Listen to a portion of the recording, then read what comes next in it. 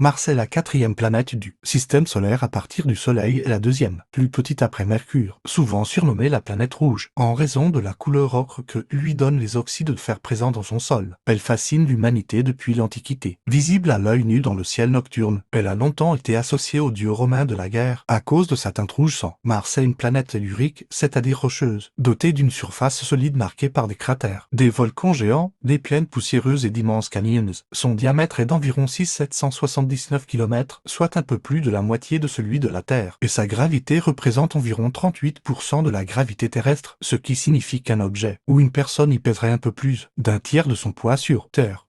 La durée d'un jour martien, appelé Sol, est très proche d'un jour terrestre, environ 24 heures et 39 minutes, mais son année est beaucoup plus longue. Mars met 687 jours terrestres pour accomplir une révolution complète autour du Soleil. Son axe est incliné d'environ 25 degrés, une inclinaison similaire à celle de la Terre, ce qui lui confère des saisons marquées, avec des variations de température importantes entre l'été et l'hiver dans chaque hémisphère. Les températures à la surface peuvent varier d'environ 20 degrés Celsius au maximum près de l'équateur en été à moins de 120 degrés Celsius pendant l'hiver polaire. L'atmosphère martienne est très mince, composée principalement de dioxyde de carbone environ 95%, avec des traces d'azote et d'argon. Sa faible densité ne permet ni de retenir efficacement la chaleur ni de protéger la surface contre les radiations solaires et cosmiques. La pression atmosphérique au sol est inférieure à 1% de celle de la Terre, ce qui rend l'eau liquide et stable à la surface dans les conditions actuelles. Pourtant, de nombreuses observations montrent que Mars a possédé autrefois de l'eau liquide en abondance.